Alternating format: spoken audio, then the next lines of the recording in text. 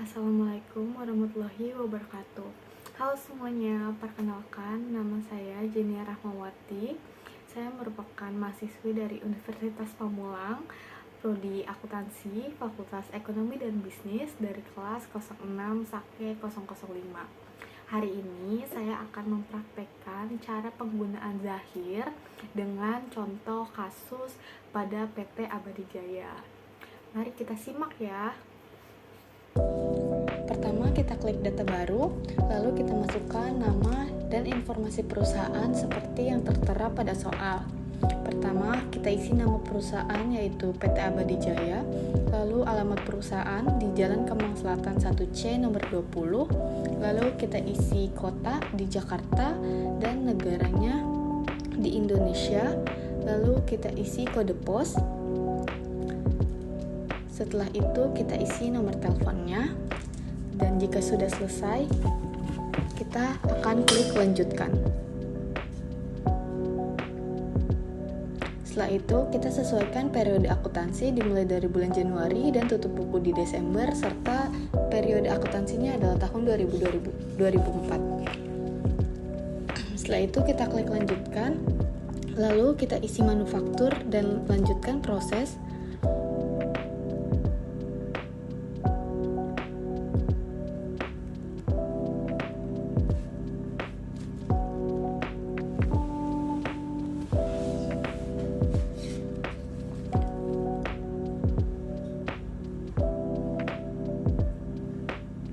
Setelah itu kita pilih lanjutkan saja karena sudah sesuai.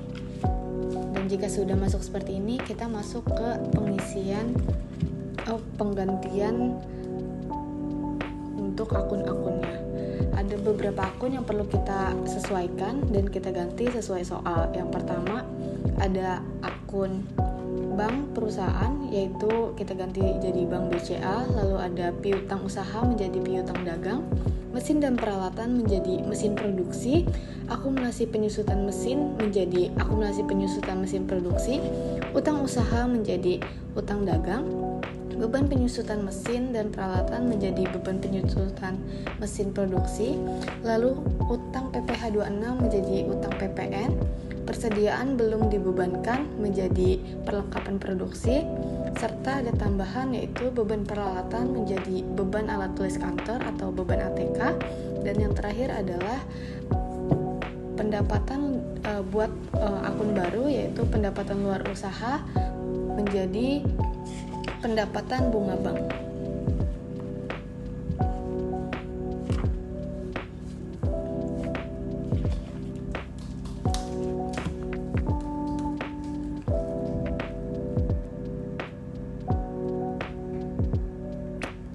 Itulah akun-akun yang perlu kita sesuaikan agar saat mengerjakan soal akun-akunnya sudah sesuai.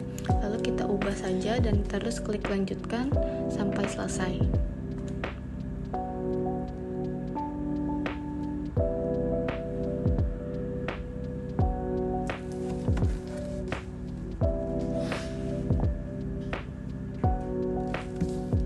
Setelah semuanya sudah, kita akan klik rekam, lalu akan klik iya sampai sudah terdaftar. Setelah itu kita masuk ke pengisian saldo awal. Pertama adalah kita isi kas, lalu kita isi banknya. Setelah itu kita isi piutang dagang, persediaan bahan baku, persediaan bahan penolong, lalu kita isi PPh 21 dibayar di muka dan asuransi dibayar di muka. Selanjutnya kita isi kendaraan,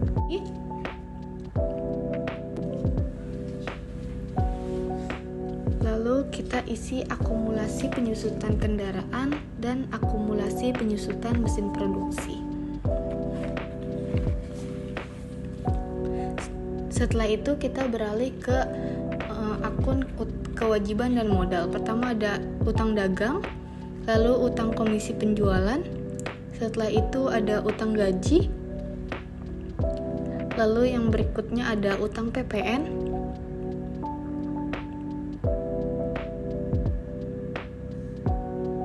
dan utang bank,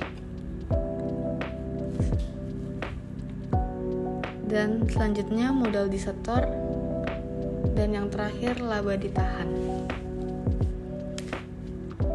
Setelah balance baru kita klik rekam. Setelah itu kita masukkan data-data piutang usaha. Pertama kita masukkan dulu data-data pelanggannya sesuai dengan soal yang tertera, lalu ikuti saja langkah-langkah yang sudah dijabarkan di video ini. Kita buat semua data customernya mulai dari King Bakery, Star Bakery, serta Berkah Bakery. Setelah data customernya dibuat, kita klik rekam, lalu kita pilih salah satunya dan kita input tanggal invoice-nya, lalu nomor invoice-nya, serta piutang usahanya. Jangan lupa kita juga masukkan termin penjualannya. Dan jangan lupa diulangi langkah-langkah tersebut untuk ketiga customer-nya.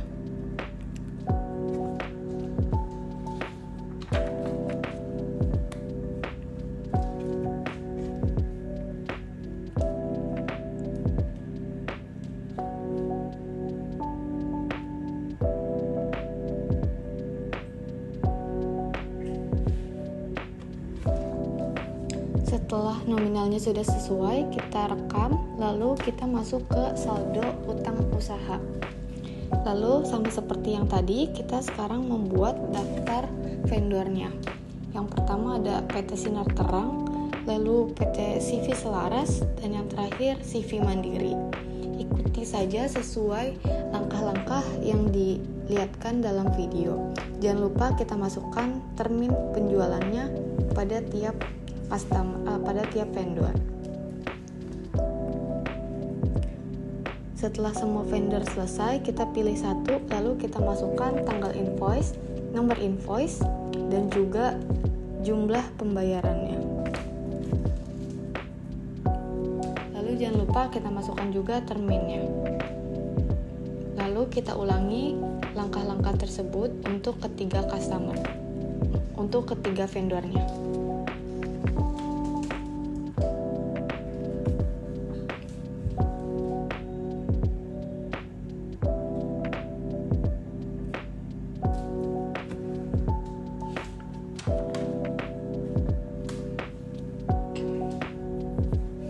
Jika sudah, kita klik rekam, lalu sekarang kita masuk ke satuan pengukuran.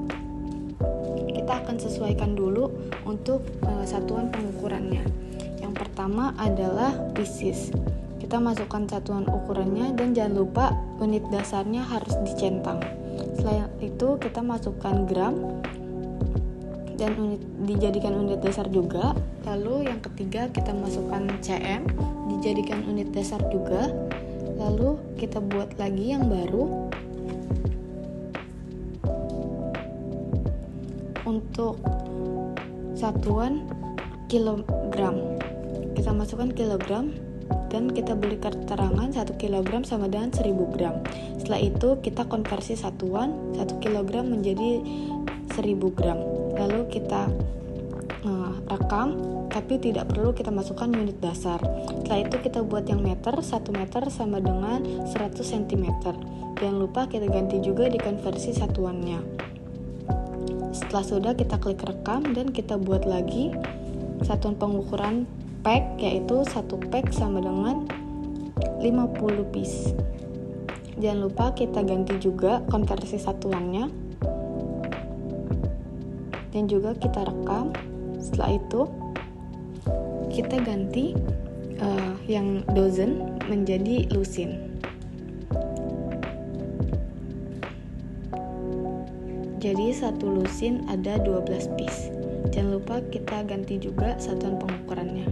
Setelah itu sudah semua satuan pengukurannya, baru kita masuk mulai mengisi saldo persediaan.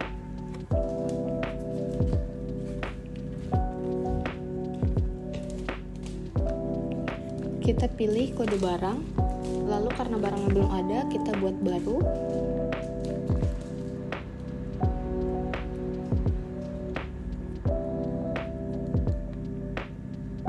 Setelah itu, masukkan kode barangnya P001 untuk telur. Lalu untuk kelompok barangnya bahan baku dan satuannya menggunakan piece. Lalu kita buat baru lagi untuk terigu di P002 sama masih bahan baku dan satuannya adalah gram juga. Selain itu untuk terigu sama mentega, gula juga satuannya gram dan kita isi seperti bahan baku yang sebelum-sebelumnya. Lalu sekarang ada tali pembungkus dan dimasukkan ke bahan penolong, kelompok bahan penolong. Lalu plastik juga kita masukkan ke kelompok bahan penolong. Setelah selesai, kita pilih salah satu, lalu kita masukkan stok awal serta harga satuannya. Kita pilih lagi untuk yang kedua, dan kita masukkan stok awal serta harga satuannya. Lalu kita ulangi step tersebut untuk semua nama barang, untuk semua barangnya.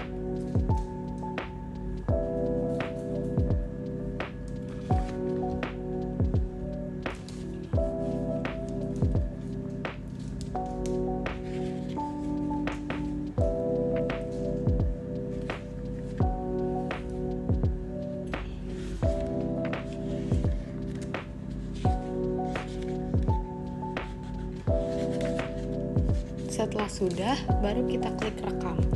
Lalu sekarang kita masukkan data harta tetap. Yang pertama adalah mobil pick up. Lalu kita pilih kendaraan beroda 4. Lalu kita pilih tanggal pembeliannya. Lalu kita masukkan harga pembeliannya dan nilai residunya. Setelah itu kita masukkan juga umur ekonomisnya. Lalu kita klik rekam dan kita buat yang baru. Selanjutnya adalah mobil sedan, sama kita buat roda 4, tanggal pembeliannya, masukkan harga beli serta nilai residu. Lalu juga umur ekonomisnya. Setelah itu kita buat lagi baru, tapi yang sekarang adalah mesin produksi. Kita pilih mesin dan peralatan, lalu kita masukkan tanggal pembeliannya, harga pembeliannya, nilai residu, serta umur ekonomisnya. Setelah semua sudah, kita klik rekam. Lalu sekarang karena data awalnya sudah semua, kita akan masuk ke transaksi pertama. Transaksi pertama adalah kas keluar untuk pembelian alat tulis kantor. Jadi kita masukkan di sini, kita pilih karena belum ada ya, kita buat customer baru atau vendor baru karena belum ada datanya. Setelah itu kita pilih, lalu kita input tanggal transaksinya. Setelah itu kita pilih akun yang sudah kita ubah sebelumnya, yaitu beban alat tulis kantor atau beban ATK, dan kita masukkan nilai pembeliannya. Setelah itu kita rekam. Lalu lanjut transaksi kedua, yaitu pembayaran piutang sebagian. Kita masuk ke penjualan, pembayaran piutang, kita pilih customer-nya, kita pilih invoice-nya, setelah itu kita pilih jumlah yang dibayarkan, lalu kita klik rekam. Setelah itu kita masuk ke multi gudang, yaitu transaksi ketiga. Pertama ada gudang headquarters yang kita ganti jadi gudang bahan baku, lalu kita buat baru gudang 001 yang menjadi gudang produksi. Lalu yang ketiga kita buat lagi gudang 002, yaitu gudang siap jual. Setelah itu kita klik rekam. Setelah itu transaksi yang keempat adalah pembelian bahan baku.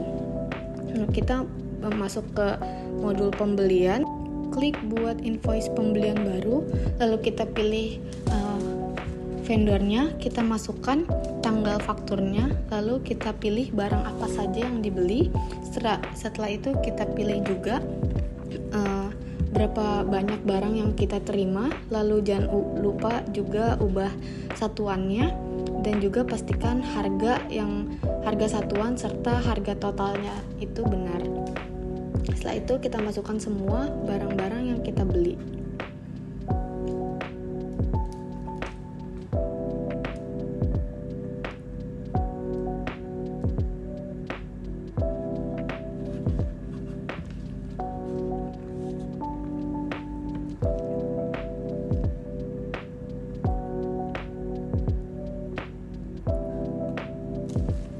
Lalu kita juga ada pembelian coklat karena barangnya belum ada, jadi kita buat baru di sini dan coklat termasuk bahan penolong. Setelah itu kita klik rekam dan kita masukkan coklat ke pembeliannya juga.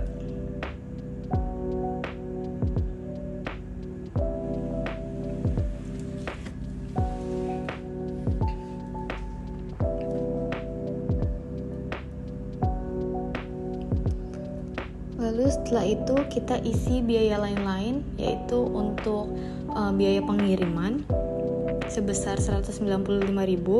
Lalu kita masukkan uang mukanya. Kita pilih set akun manual dan kita tulis 6 juta untuk uang mukanya. Lalu jangan lupa kita centang inclusive text-nya. Setelah itu baru kita rekam.